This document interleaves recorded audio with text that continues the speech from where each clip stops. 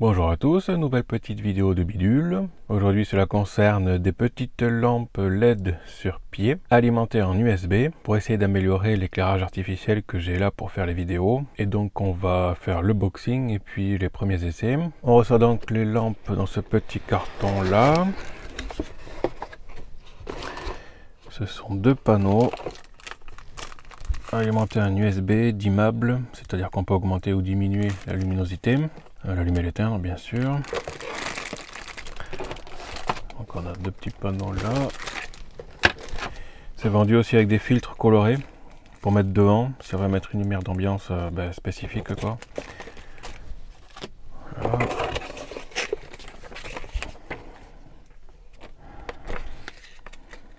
Donc on a d'annoncer 10 watts en puissance consommée, 1000 lumens, 66 LED, température de couleur 5600 Kelvin. On peut régler l'intensité de 10 à 100% et la consommation 5 volts 2 ampères. Ça fait bien 10 watts.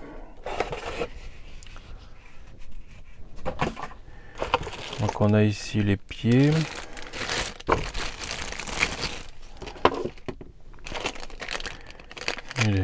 Et les têtes d'orientation quoi pour monter ça comme on veut. Donc on va regarder comment c'est foutu. Bon, ça c'est pas mal. C'est un petit peu le type de pied. Est-ce que tout est démontable?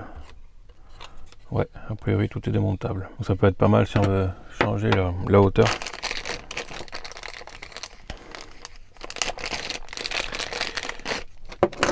Donc c'est un kit qui était vendu 35 € quand j'ai commandé. Là je crois qu'il est passé à 38 €.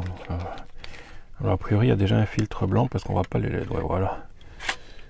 Donc à nu c'est ici. Et ensuite on rajoute le panneau pour avoir la couleur qu'on veut. Les panneaux sont là-dedans. On va tester tout ça de toute façon pour voir un peu. Bon, par contre j'ai rien pour mesurer, j'ai pas de luxmètre ni rien pour mesurer en fait parce que ça donne réellement en puissance lumineuse tout ça, mais bon, on va tester ça quand même. Donc avec du pas photo je suppose, on peut visser soit direct là, soit passer par la tête ici.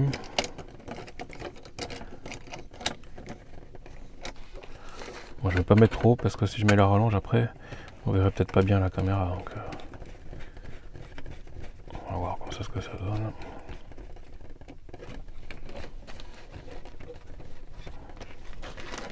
Bon, ça va, ça se fait bien. C'est quand même plutôt bien fourni. Et si on met la rallonge là, ah ouais, c'est extensible un peu. Ouais. Donc voilà, ça c'est une rallonge qu'on peut visser, qu'on peut intercaler, hein, comme c'était intégré dans le pied déjà là. Si on part sur celui-là. Voilà ce que l'on a quoi. Donc c'est pas mal.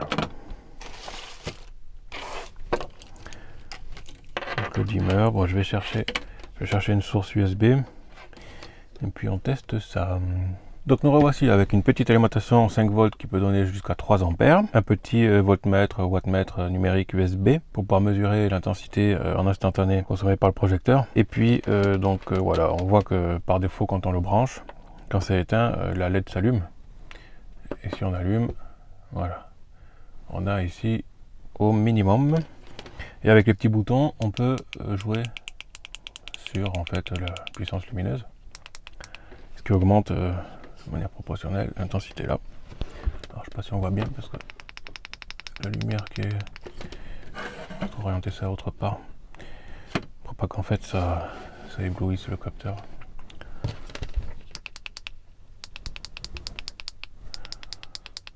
Voilà, donc là on est à 2 ampères à peu près. On peut aussi laisser appuyer et ça baisse de manière progressive l'intensité lumineuse. Ou on peut appuyer plusieurs fois si on veut que ça aille plus vite. Voilà. C'est assez lent quand même, quand on laisse appuyer c'est assez lent, donc c'est intéressant. Et puis sinon si on veut faire par palier pour aller plus vite, on peut monter et diminuer comme ça. Voilà, donc ça c'est pas mal, ça fonctionne plutôt bien. Le point faible, parce qu'il y en a forcément un, ça va être en fait la commande. Alors, si c'est l'électronique pas cher, ça va pas tenir peut-être très longtemps, je sais pas en termes de durée de vie. Bon, je m'avancerai pas trop dessus, mais je sais pas ce que ça peut donner. Donc si on met un filtre devant, Ah ouais, c'est pas mal. Voilà, donc on peut orienter ça. Si on dévisse ici le pied, on peut orienter comme ça. Voilà, donc on a le filtre blanc. On va voir le bleu. Alors là, j'ai un doute sur son installation en fait, parce que là, on voit quand même les LED avec le bleu. Et donc en fait, je pense qu'il faut mettre le blanc d'abord.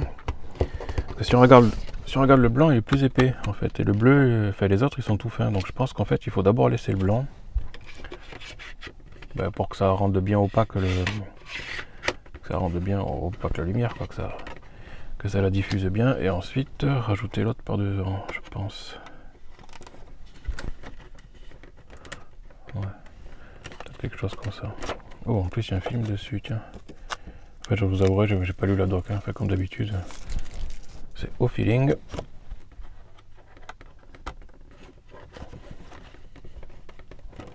Ça fait quand même... Ah, mais il y a un film en fait de chaque côté. Il y a un film de protection des filtres en fait de chaque côté. Ah, ça ira peut-être mieux là. Ouais, ça accroche quand même. À moins qu'il faille le mettre avec. Peut-être qu'il faut le mettre ensemble.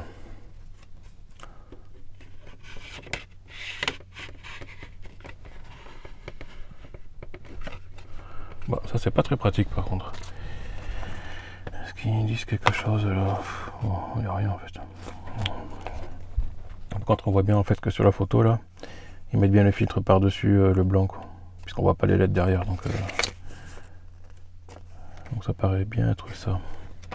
Juste que c'est pas hyper pratique. Et en bas, on voit que ça c'est pas bien enquillé là. Bon, c'est du pas cher, mais putain, pour arriver à le sortir. C'est pas parfait quoi. Où est-ce qu'il faille le tourner? Est-ce que cette face est mieux? En fait là on voit qu'on va bien au fond dans la fente, mais si on met l'autre filtre... je suis pas sûr que ça fasse long feu de faire comme ça.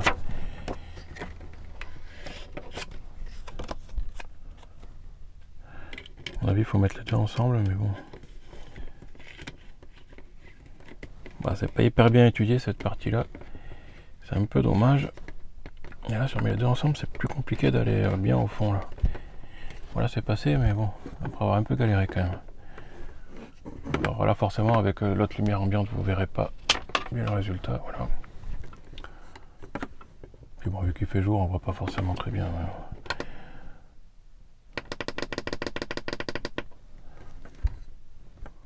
Ouais, c'est pas mal. C'est pas mal, à part que ça, c'est un peu le bordel. Oh, c'est franchement le bordel ça.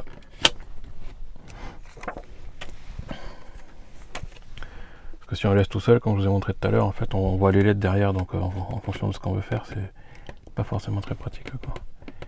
Oh là là, ça force trop ça force trop. Pourtant il n'y a pas double fente ou quoi, donc c'est bien là-dedans qu'il faut mettre, mais c'est franchement pas génial quoi. Au moins ce que là il y a aussi un film. Est-ce qu'il y a quelque chose là? Non. Est-ce que c'est mieux maintenant? Bon, bien sûr, je n'ai pas testé avant, hein, juste branché pour voir. Donc, je découvre un peu en même temps que vous ce que ça donne. Bon, ça passe un peu mieux, puisque du coup, le film plastique il gêne moins, mais bon. Et la partie en bas, là, vous voyez, ça rentre pas du premier coup, quoi. Pour le sortir, putain. Bon, je vais le laisser comme ça pour faire la vidéo. Voir un peu ce que ça donne. Bon, ça rend peut-être pas bien la caméra, puisque on voit bien que c'est rouge quand même. En fonction des réglages caméra, tout ça peut être un peu... Les couleurs sont pas forcément très fidèles, mais bon. Tester le jaune.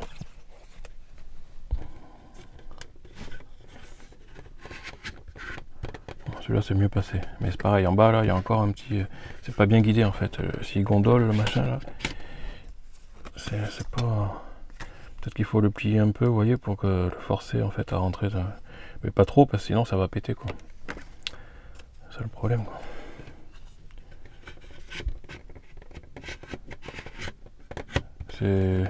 Sur le principe c'est pas mal, mais il manque quand même un petit truc là. Sur cette partie là c'est pas génial, vous voyez, on n'est pas au fond, on n'est pas dans la fente là. Bon, on a bien du jaune, hein. On voit mieux comme ça.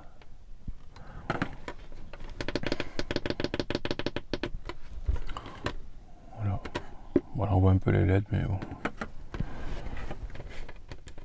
Alors du coup, je vais tester l'autre sur trépied et filmer quelque chose ici, là, pour qu'on puisse voir la différence en fait. Il se trouve que j'ai un petit machin à filmer, là, un machin qui traîne. Ça en plus c'est très intéressant puisque on peut voir que la surface est réfléchissante là. Donc voilà, je vous laisse deviner ce que c'est, hein. Vous verrez ça dans une prochaine vidéo. Voilà, donc on va voir ce que ça donne là-dessus. Donc voilà, quand on éteint, la LED ici elle s'allume. Voilà. Donc je vais mettre mon éclairage habituel. Alors, donc l'éclairage habituel, c'est des petits spots comme ça. Donc là, en fait, avec le nouveau que j'ai mis dernièrement, ils ont un filtre opaque déjà devant, alors que là, on a direct les LED et tout ça. Je ferai un rétexte sur l'utilisation de ça, puis ça fait 12 ans qu'on utilise ces lampes-là. Voilà, il n'y en a aucune qui a cramé. Il y a quelques LED peut-être de temps en temps qui ont décédé, mais par rapport aux merdes qui sont branchées directement sur le secteur, c'est bien mieux d'utiliser des LED comme ça, direct en très basse tension, plutôt que passer par le secteur. Alors, là j'ai mis l'autre lampe là sur mon pied. On va voir si j'éclaire sur le côté, parce que j'ai un autre éclairage en fait, là je vais vous montrer. Mais j'utilise rarement. Si je le branche, c'est quand même mieux. On va vous montrer ça. Voilà. Et à la caméra, avec la cadence caméra et puis la cadence du secteur, ça scintille. Du coup, c'est pas hyper agréable, quoi. Du coup, je n'utilise plus ce néon là. Donc c'est un néon qui est à l'horizontale comme ça, tout. On peut voir, hein, le reflet. Alors moi, je le vois pas à l'œil parce qu'en fait, je suis pas en face. Et bon, du coup, j'utilise plus ça. Et je n'utilise plus que ces lampes là, hein. Vu que c'est la très basse tension, c'est bien lissé, donc il n'y a plus de scintillement. Et l'autre c'est du néon pas cher, et voilà, donc ça ne doit pas être lissé, donc ça tient le secteur à 50 Hz, et puis voilà, c'est pour ça que ça scintille. Si je rajoute ça, est-ce que c'est plus sympa? Ouais. Après il y a aussi autre chose intéressant avec ces lampes là, donc on va voir. C'est qu'elles gardent en mémoire en fait leur réglage de luminosité. Donc là vous voyez, bon, je fais juste une parenthèse là. Alors vous voyez, quand j'allume et j'éteins, si jamais je débranche, ça coupe l'alimentation complètement. Je rebranche, je rallume, là ça a perdu son réglage. Par contre, si je règle là, que je laisse alimenter l'USB, quand je le rallume, il reste à son niveau. Voilà, il y a juste en fait, si on débranche et qu'on rebranche l'alimentation USB, voilà, ça lui fait un reset dans son paramètre. Donc à vous de voir ce qui est le mieux, quoi. Pour votre utilisation, voilà, après c'est sympa. Bon, il y a le trépied, donc c'est pas très pratique. Mais bon, si je mets ça plutôt en hauteur et assez loin, hors champ caméra au moins, c'est quand même plus sympa, quoi. Voilà, j'en ai qu'une, il faut que j'en mette l'autre de l'autre côté, quoi, mais voilà, c'est pas mal. Donc voilà, bon, je suis plutôt agréablement surpris par ce petit truc là. À part, comme je vous ai montré tout à l'heure, le rajout des filtres là. Les filtres colorés, c'est un peu le bordel. Je pense que les fentes là sont pas assez larges, donc du coup ça a du mal. Il aurait fallu qu'elle aille jusqu'au bout pour bien guider le film. Mais bon, on a ces deux lampes là pour 35 €, c'est pas mal, quoi. Donc je vais les installer et puis faire les prochaines vidéos avec. On va voir ce que ça donne. Voilà pour cette petite vidéo. À plus.